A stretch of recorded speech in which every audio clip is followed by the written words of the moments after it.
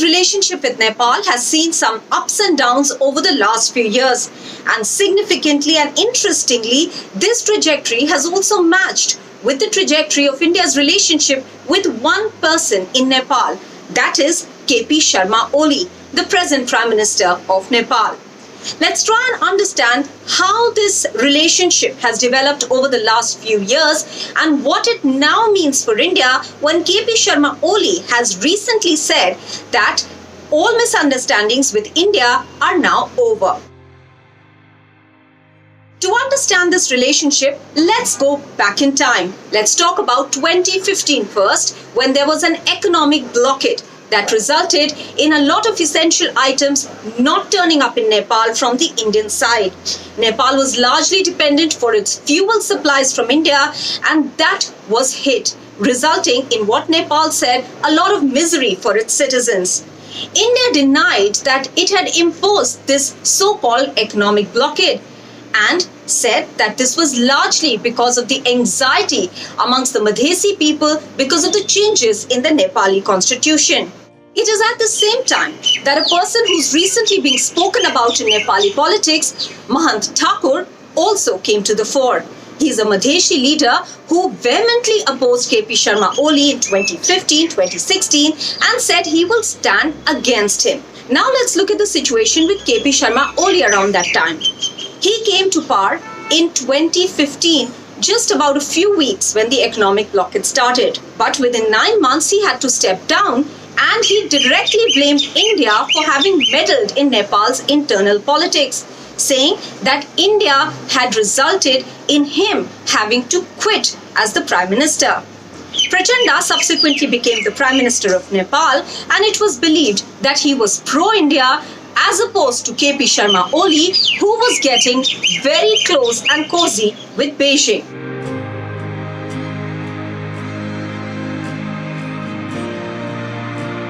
From 2016, let's now move to the recent developments, and let's start off with 2020. That's when KP Sharma Oli once again started making anti-India statements and moves. The first was the inclusion of 3 Indian territories in the map of Nepal, that is Limpiadhura, Kalapani and Lipu Lake.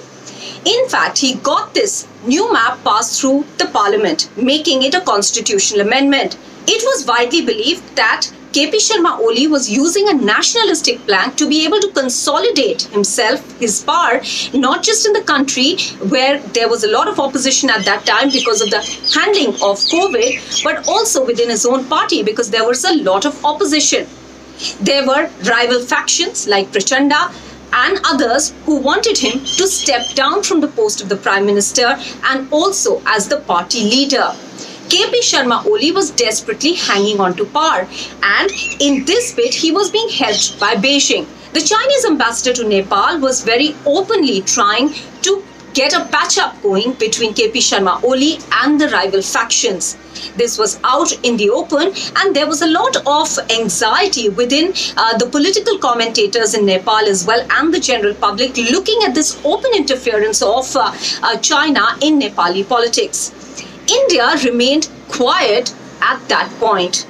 Repeated questions to the Ministry of External Affairs went unanswered, and finally, the Ministry of External Affairs in India said that this was for Nepal to decide. It was part of their internal politics and had nothing to do with India. When you spoke to experts and former diplomats about India's stand at that time, they believed that India had made a sensible move by not speaking about Nepal's internal politics.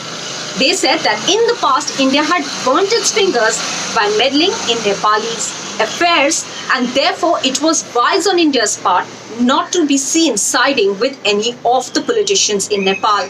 They believed that Nepali politicians are not just politically smart, but they also have a very deep sense of nationalism and protecting their own territory, and therefore India should not be seen as trying to meddle in their affairs, and it could certainly backfire. They also believed that at some stage, China will also learn the hard way. Meanwhile, while India continued to maintain silence at that time, despite the fact that KP Sharma Oli was making very serious allegations against India, apart from the fact that the Nepal map issue happened, KP Sharma Oli was also seen making allegations against Indians for having spread coronavirus in Nepal, which is far more virulent. There were also other steps taken, which was trying to de-link the Beti Roti relationship between India and Nepal by changing the citizenship rules of the Indian women who marry into Nepali families. While all this was happening, India was silently watching, but India also started making its diplomatic moves. Nepal had accused India of not having had foreign secretary level talks despite the fact that Nepal had repeatedly asked them to do so.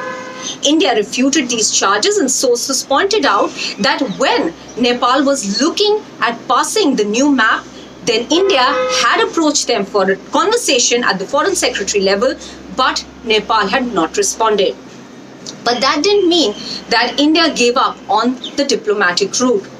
Later on that year, the foreign secretary went to Nepal, and there was communication that was held between the two sides. This resulted at least in some change on the Nepali side, with the rhetoric against India slowly toning down against the country.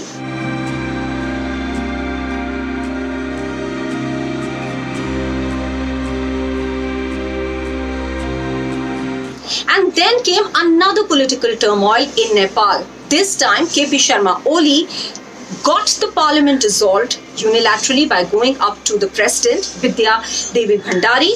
This was contested by his rival factions and taken up all the way to the Supreme Court. The Supreme Court reinstated the parliament and asked KP Sharma Oli to go and take a floor test. KP Sharma Oli lost this floor test. But now a surprising thing happened.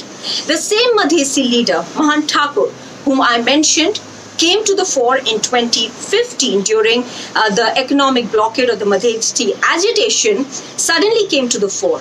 The same person who had said he will always oppose KP Sharma Oli was seen siding with him during this very critical floor test.